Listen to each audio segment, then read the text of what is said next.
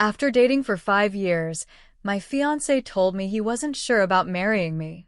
Then he joked in front of his friends, "If you were prettier, I'd marry you." This morning, his mom called me in tears. Dominic and I have been together for just over 5 years, engaged for the last 8 months. We met through mutual friends at a housewarming party. Just two people clicking over a shared hatred of IPAs and a love of 90s cartoons. Our relationship moved at a comfortable pace, dating for a year, moving in together after 2, adopting our cat, Beans, at 3, and getting engaged last summer. The proposal wasn't extravagant, just a Saturday morning hike to our favorite lookout point where he nervously fumbled the ring box out of his pocket. I said yes, right away. We set the date for this October and have been slowly working through everything, mostly me planning while he nodded along. About 3 months ago, Dominic started making odd comments whenever we discussed wedding plans. Nothing outright negative, just hesitant. When I showed him potential venues, he'd say things like, "That's a lot of money for one day," or "Do we really need to invite all those people?" I brushed it off as typical guy behavior or budget stress. Then came the delayed responses to my texts about wedding stuff. I'd send him caterer options, and he'd reply hours later with just, "Looks fine," or "Whatever you want." When I asked if everything was okay, he'd say he was just swamped at work. His construction company had taken on some big projects, so it made sense. Last month, he started going out more with his work friend Paul. They'd grab beers after work or watch games at Paul's place. Again, nothing unusual, just more frequent than before. When he'd come home, he seemed distant, checking his phone more and being less affectionate. I tried talking to my best friend Lena about it. She suggested pre-wedding jitters and recommended a date night to reconnect. So, last Friday, I made reservations at this new Italian place downtown, put on a nice dress, nothing too fancy, just something I hadn't worn in a while, and even bought Dominic's favorite beer to have waiting in the fridge. The date night was a disaster. He seemed distracted through dinner, barely engaging in conversation. When I brought up finalizing our honeymoon plans, he dropped the bomb. He wasn't sure if he was ready for all this. Not just the honeymoon, but the wedding, marriage, everything. I was stunned. 5 years together, 8 months engaged, and now he wasn't sure.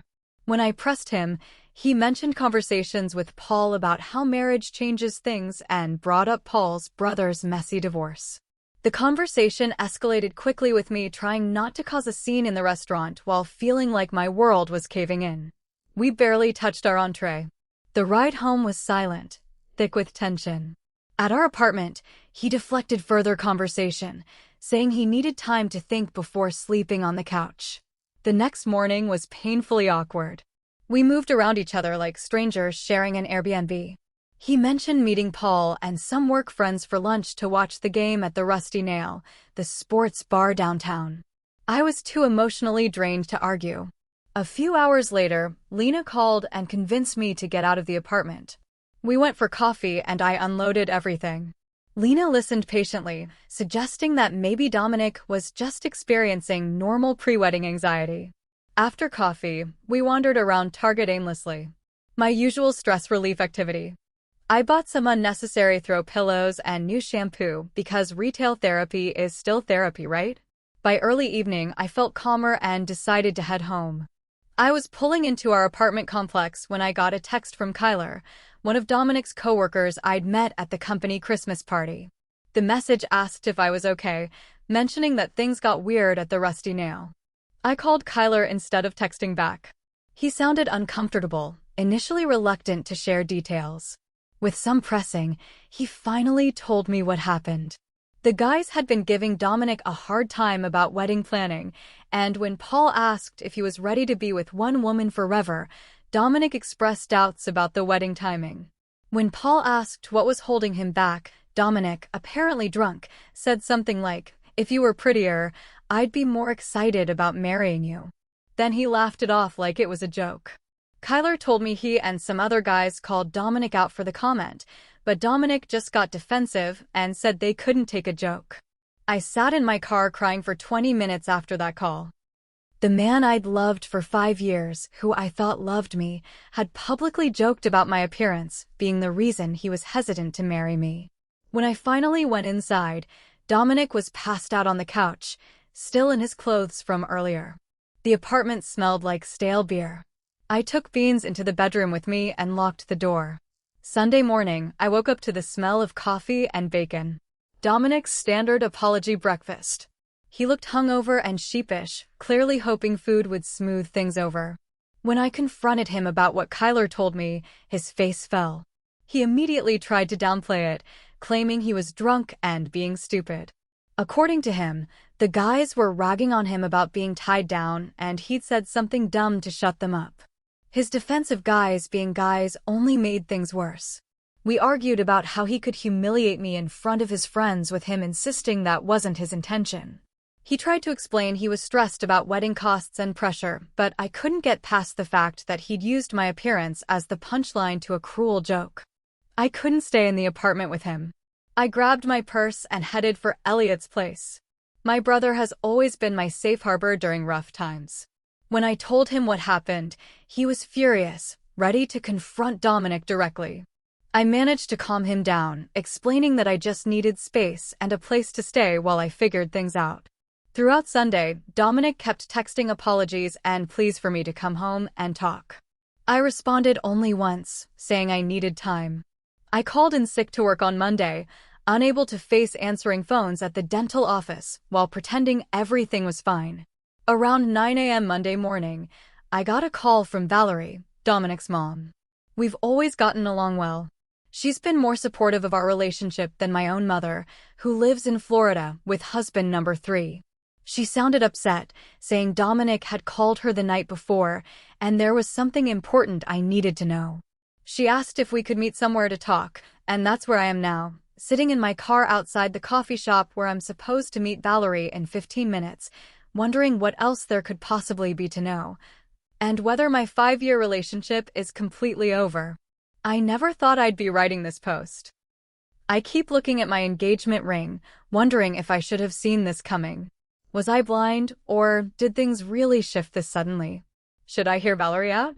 What could she possibly tell me that would make any of this okay? First update first. Thank you all for the overwhelming support on my original post.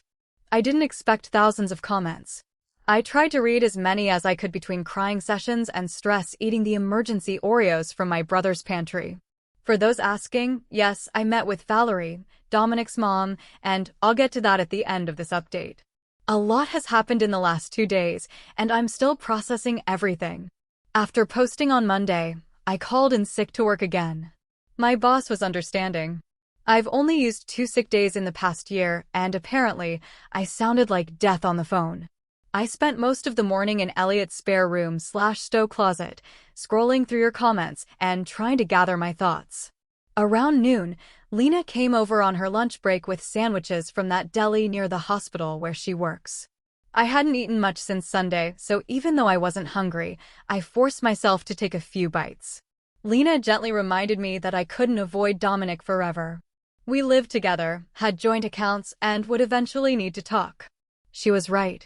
Obviously, I couldn't hide at my brother's place indefinitely, especially since Elliot's girlfriend was coming over for dinner that night. The last thing I wanted was to be the sad third wheel at their Taco Tuesday. After Lena left, I took a shower, borrowed one of Elliot's hoodies, don't judge. It was comforting, and drove back to my apartment. The whole way there, I rehearsed what I wanted to say. I wasn't going to cry. I was going to be calm and mature and get answers. When I pulled into our parking spot, I noticed Dominic's truck was there. He should have been at work. My stomach knotted as I walked up the stairs to our second-floor unit.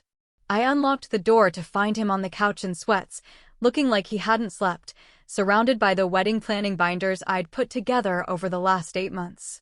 Beans was curled up next to him, the little traitor. He seemed surprised and relieved to see me. When I asked why he wasn't at work, he mentioned taking personal time. He'd apparently been combing through all the wedding plans, trying to figure out how he'd messed up so badly.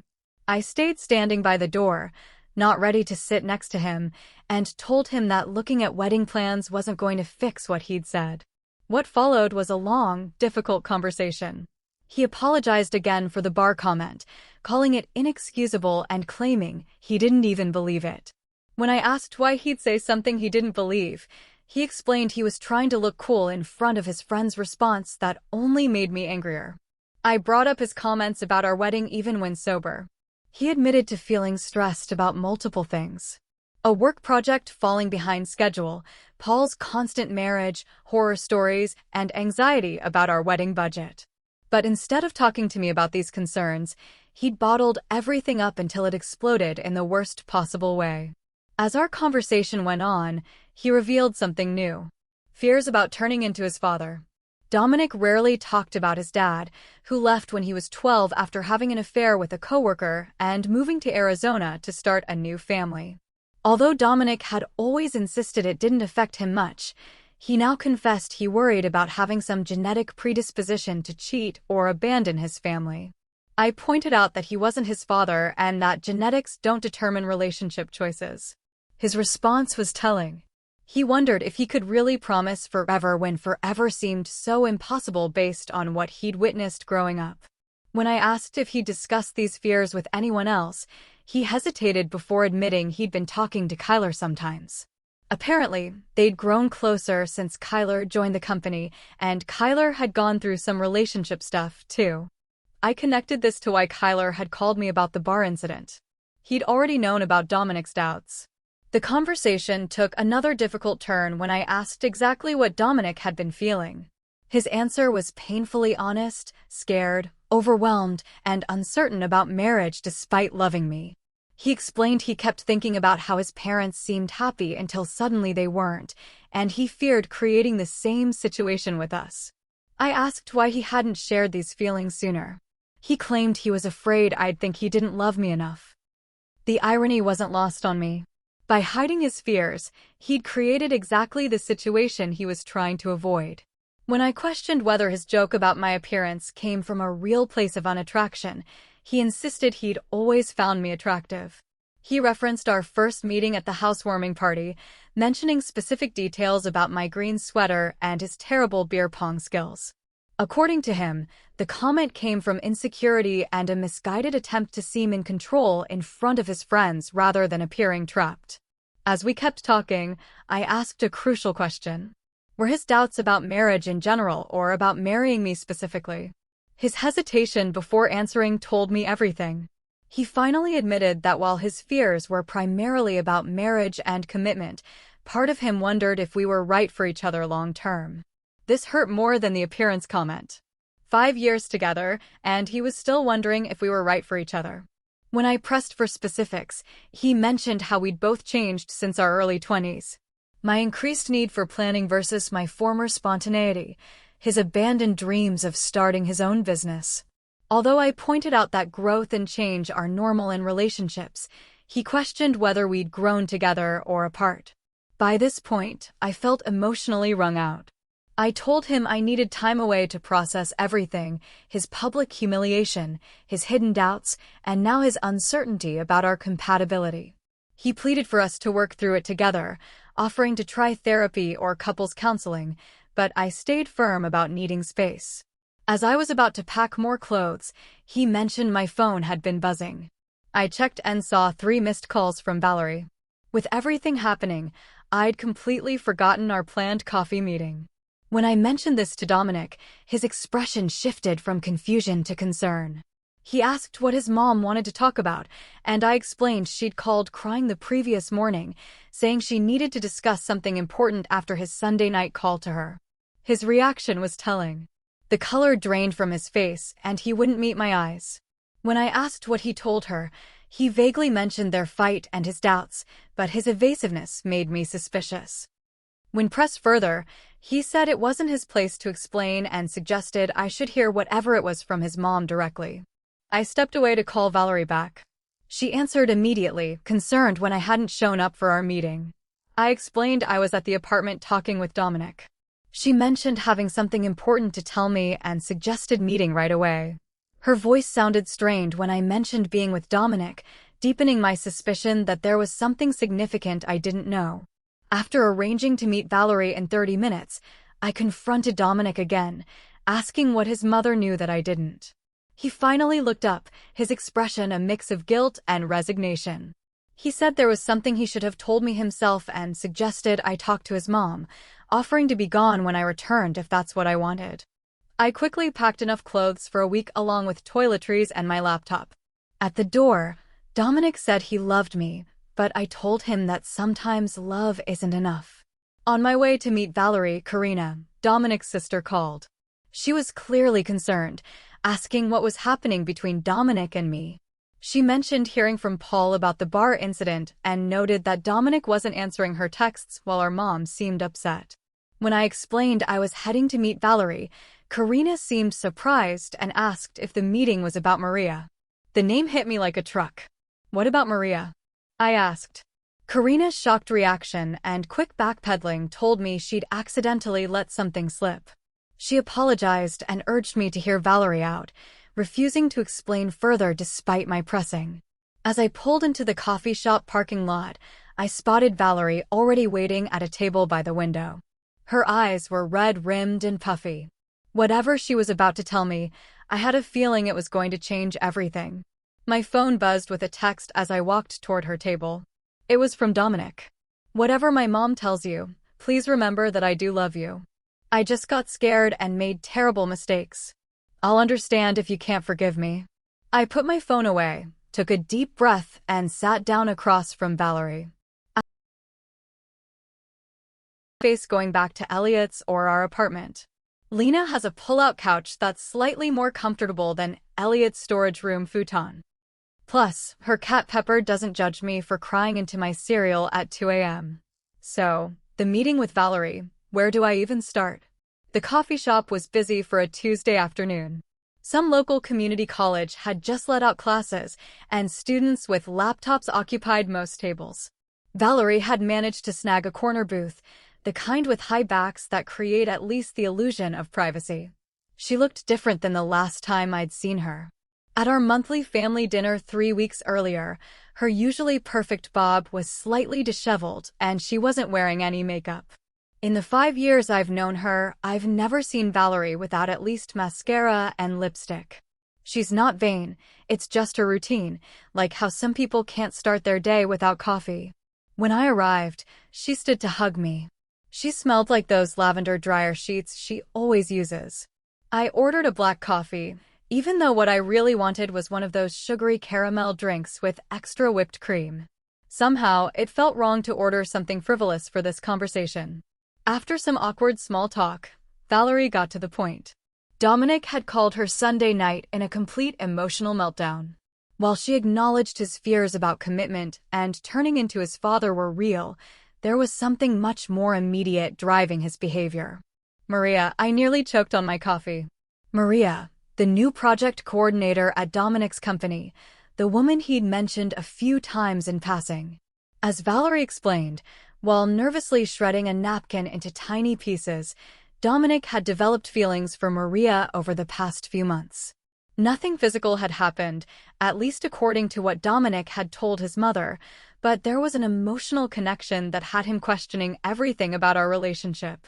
I sat there trying to process this, feeling like the coffee shop was tilting sideways. While Valerie kept talking, I was mentally connecting dots, building a timeline. Maria had started at Dominic's company around New Year's. I'd met her briefly at the company holiday party in March. By then, Dominic had already been acting different, more distant, checking his phone constantly, spending more time with work friends. What I'd written off as stress from his big project now looked like something else entirely. When I asked Valerie why she was telling me this instead of protecting her son, her eyes welled up. The parallel to her own marriage breakdown became clear as she shared more details. Before Dominic's father left for Arizona with his coworker, there had been months of distance, hurtful comments, and manufactured arguments, all designed to create distance rather than admit the truth. She didn't want to see history repeat itself with me left in the dark while Dominic took the coward's way out. The comment at the bar suddenly made more sense. Not just drunken stupidity, but a subconscious attempt to sabotage our relationship so he wouldn't have to make the hard choice himself. We talked for over an hour. Valerie shared more about her own experience. How she tried to save her marriage even after learning about the affair. How she blamed herself for not being enough. Before we parted ways in the parking lot, she said something that's been echoing in my head ever since. The hardest lesson I learned was that you can't make someone choose you. They either do or they don't. And anything in between is just delaying the inevitable. I sat in my car for a long time afterward, staring at my phone. There were 3 new texts from Dominic.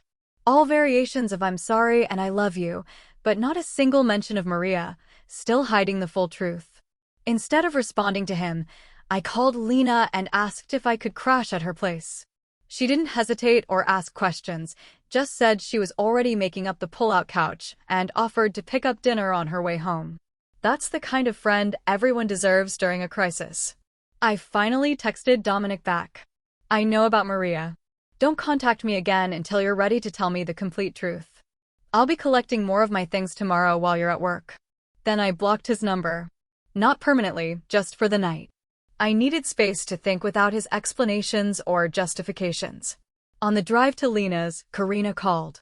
The conversation confirmed what Valerie had told me and added another layer. She'd overheard Dominic and Paul discussing the situation last Thursday. She'd confronted her brother and made him promise to be honest with me after the weekend. Clearly, he'd failed to follow through on that promise. What surprised me most was Karina's unwavering support. Despite being Dominic's sister, she made it clear she was on my side in this situation. The relief I felt was enormous. I'd been worried about losing not just Dominic, but his entire family, who had become my family over the years. Lena's apartment was exactly what I needed that night, a neutral space where I could just exist without explaining myself. We ate Thai food on her living room floor. Her coffee table was covered with papers from her online class. We watched a baking competition that neither of us really followed. The mundane normality of it was like a life preserver in the middle of my emotional storm. After Lena went to bed, I stayed up scrolling through photos on my phone. 5 years of memories with Dominic. Vacations, holidays, random selfies on ordinary days. Our engagement photos showed us grinning like we'd won the lottery. I was making mental plans for the next day, going to the apartment while Dominic was at work, packing more things, maybe talking to the landlord about breaking our lease when my phone buzzed with a text from an unknown number. "Margot, this is Maria. I know you blocked Dominic. Can we meet tomorrow? There's more to the story that you should know. Just the 2 of us." I stared at the message for a long time, my heart pounding. What more could there possibly be? And why would this woman want to tell me directly? After what felt like an hour, but was probably only minutes, I typed a response. "Where and when?" "We met at this little breakfast place near the park." Neutral territory, I guess. When I arrived, she was already there, nervously scrolling through her phone. She looked different than I remembered from the company party, less polished, more human somehow. Her hair was pulled back in a messy bun, and she wore minimal makeup. What surprised me immediately was how uncomfortable she seemed. If she'd been having some secret emotional affair with my fiancé, shouldn't she have seemed more confident? Instead, she kept fidgeting with her coffee cup, avoiding eye contact. The conversation revealed 2 major bombshells. First, Maria had no idea Dominic had developed feelings for her until Paul mentioned it casually last week. According to her, she and Dominic had worked closely on a project, occasionally texting about work after hours, but nothing that crossed any lines from her perspective. She'd never flirted with him or encouraged anything beyond friendship. She showed me their text history, mostly work stuff, occasional memes, nothing romantic or inappropriate.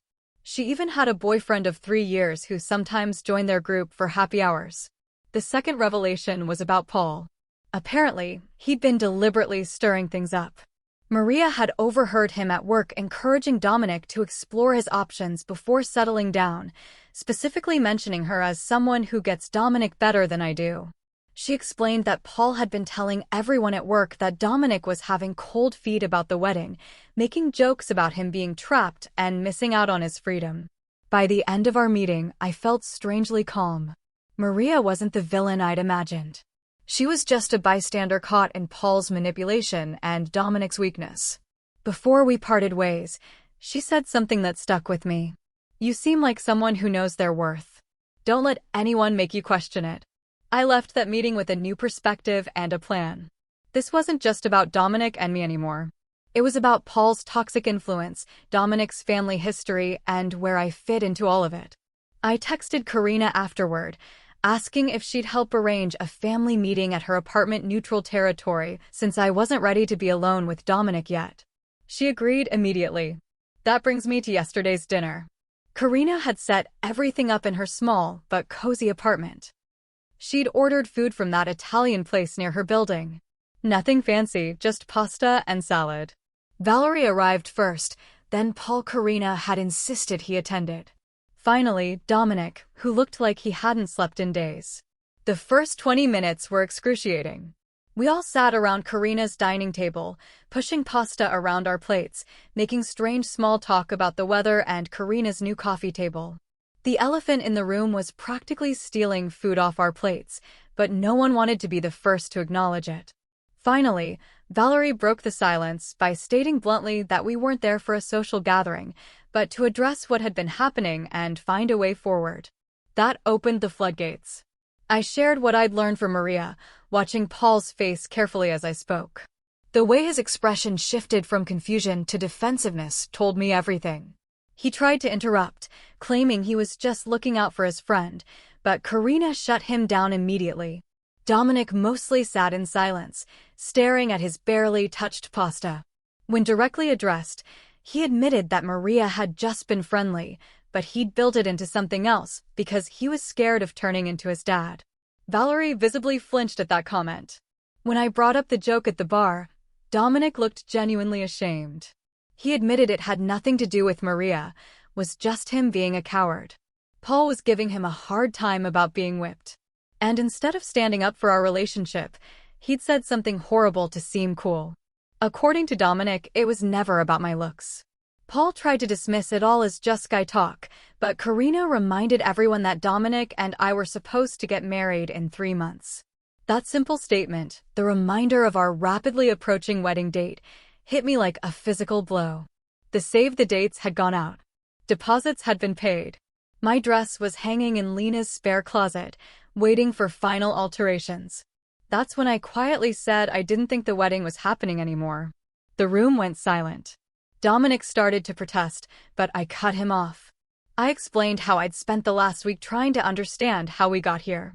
What I'd realized was that this wasn't just about Maria or that joke or even Paul's toxic influence. This was about Dominic not being honest with me or himself. I told them how I'd ignored the signs for months as disinterest in wedding planning, his increased time with Paul, his emotional distance. I'd made excuses because it was easier than confronting the truth, but I deserve someone who is certain about me, someone who didn't need a family intervention to figure out their feelings. Paul made a snarky comment about me being dramatic, which earned him simultaneous shut-up responses from both Valerie and Karina. Dominic insisted he was certain about loving me, just scared of messing everything up. I pointed out that he already had. The conversation continued for hours. There were tears, heated words, especially between Karina and Paul, and difficult truths. We rehashed old wounds and uncovered new ones. Around midnight, when everyone was emotionally exhausted, we reached the inevitable conclusion. The wedding was off. Our 5-year relationship had run its course. It wasn't a screaming match or a dramatic exit.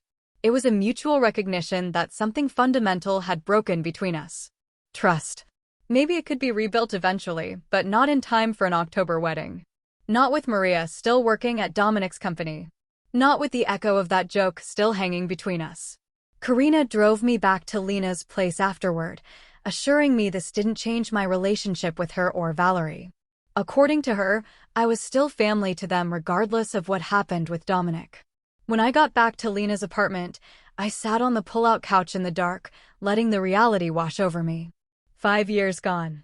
Wedding canceled. Future unknown. I didn't cry right away. Instead, I made a list in the Notes app on my phone. Call venue to cancel. Deposit probably gone. Return ring. Contact guests. Move out of apartment. Change relationship status on social media. Ugh. It was past 2 a.m. When Lena shuffled out from her bedroom, she'd heard me come in and wanted to check if I was okay. When I told her the wedding was off, she simply sat beside me on the pull-out and put her arm around my shoulders.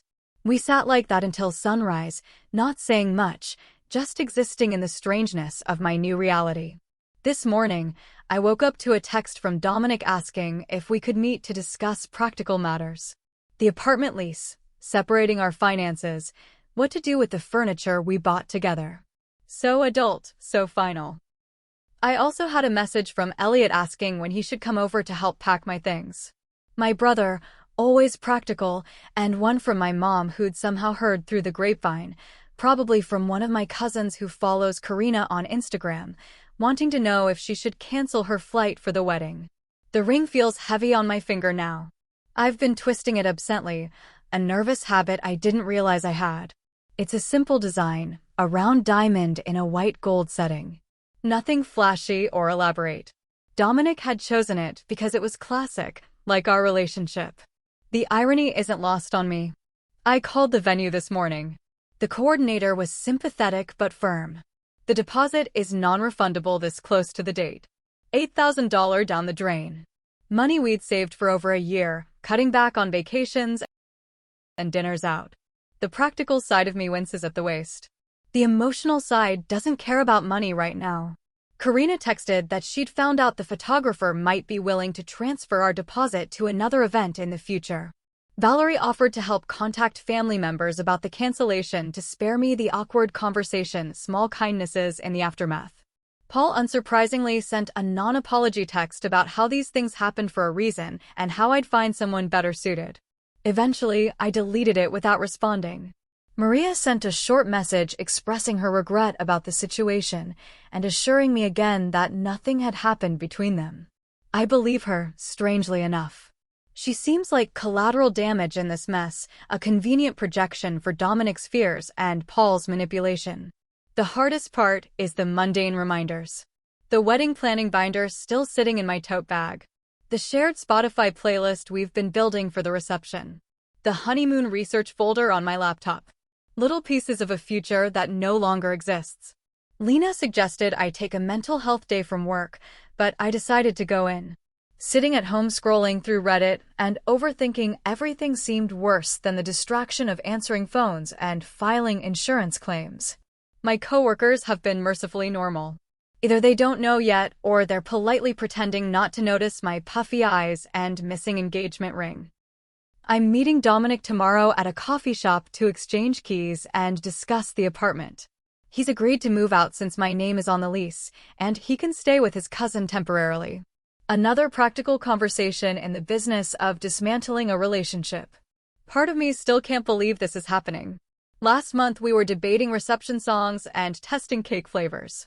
Now we're dividing up kitchen appliances and deciding who keeps the PlayStation. I keep thinking about something Valerie said at the dinner. Endings are rarely clean or perfect. Most of the time they're messy, sad, and complicated. She would know. She rebuilt her life after Dominic's father left, raised 2 kids alone, found happiness again eventually. Looking at her now, you'd never guess she went through something so painful. Maybe there's hope in that. For now, I'm taking it one day at a time.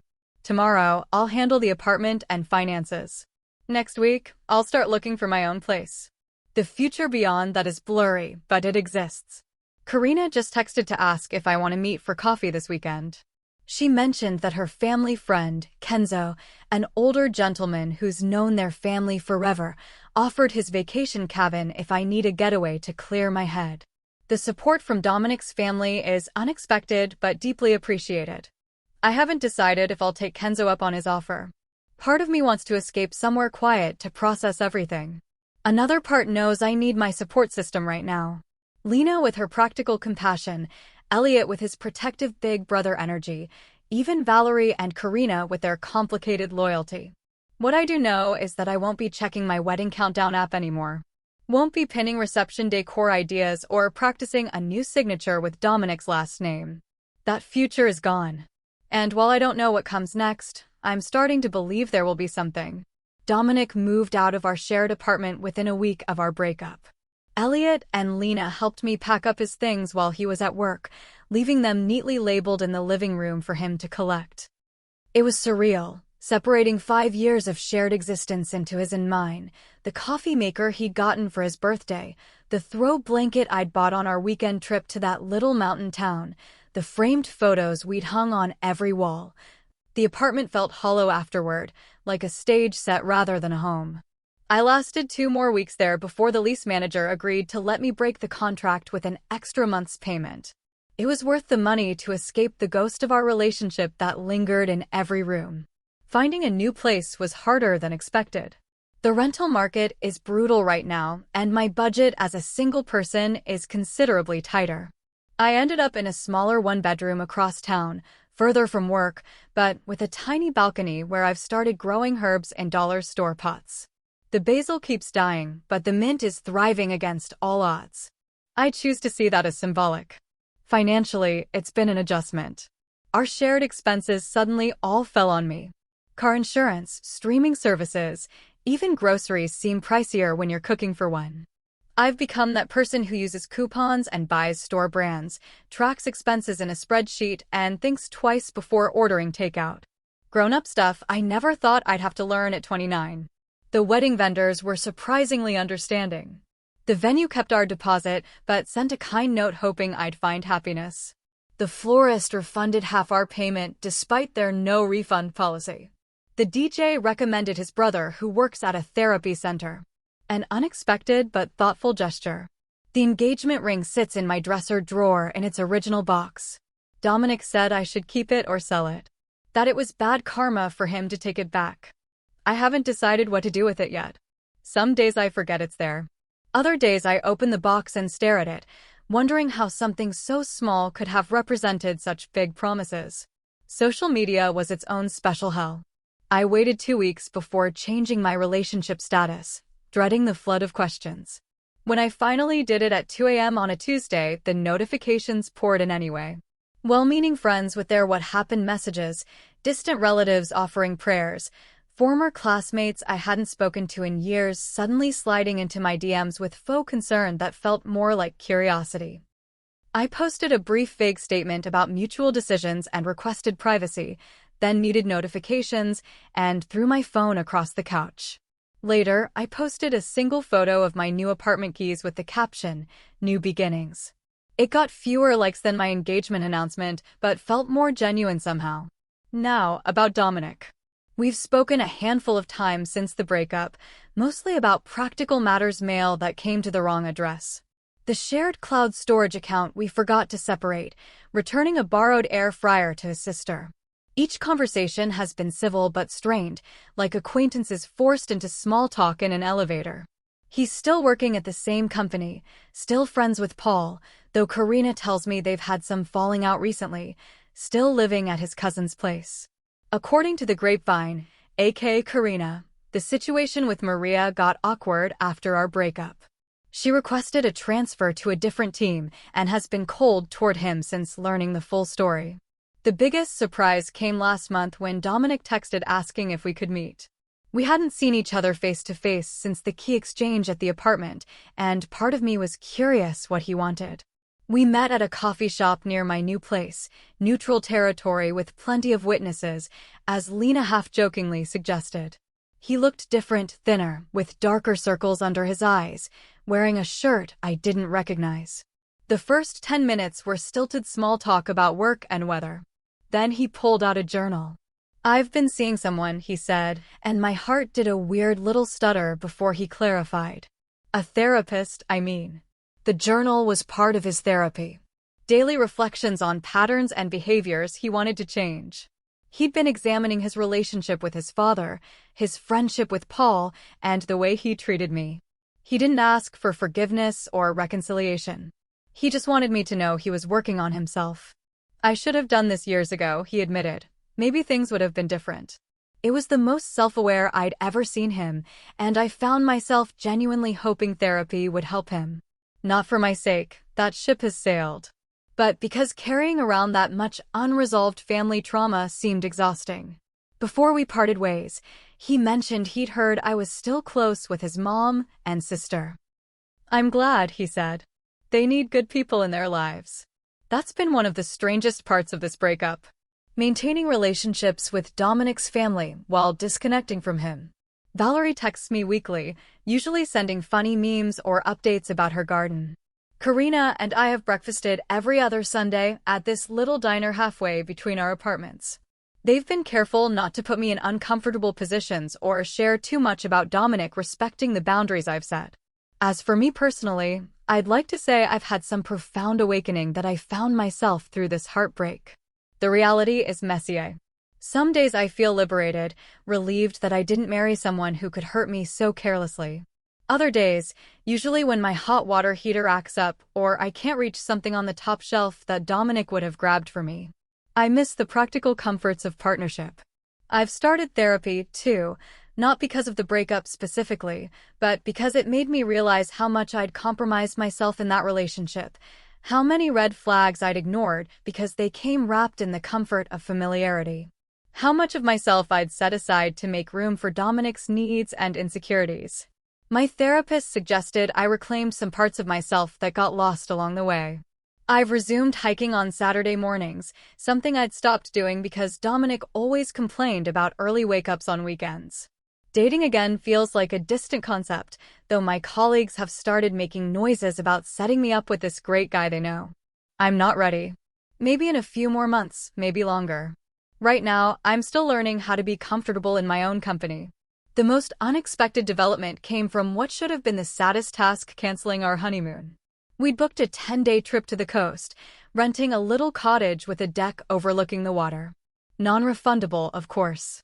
For weeks, I ignored the reminder in my calendar, unable to face losing that deposit, too.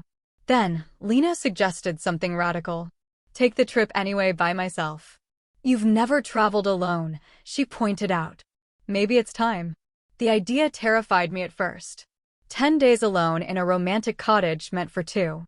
It sounded like the setup for a sad indie film, but the more I thought about it, the more appealing it became. I could wake up when I wanted, explore without compromising, read an entire book in one sitting if I felt like it. So, that's where I'm headed next week, to a honeymoon cottage solo. I've packed 3 paperbacks, downloaded some podcasts, and splurged on a new swimsuit that I chose entirely for comfort rather than how it looked to someone else. My mom thinks I'm crazy. Elliot offered to come with me for part of the time. I declined. Karina suggested I download a dating app just to see who's out there. Maybe, but probably not. I don't know what I'll find on this non-honeymoon honeymoon. Maybe clarity, maybe more questions, definitely some sunburn, knowing my luck with sunscreen. The other day, I was grocery shopping when our song came on over the store speakers. 3 months ago, it would have sent me hiding in the frozen food section, fighting back tears. This time, I just felt a slight twinge, like pressing on a bruise that's mostly healed. Progress, not perfection. I'm not going to pretend I've got everything figured out. My new apartment shower has mysterious temperature fluctuations. I killed another basil plant yesterday. I still occasionally grab my phone to text Dominic about something funny before remembering we don't do that anymore.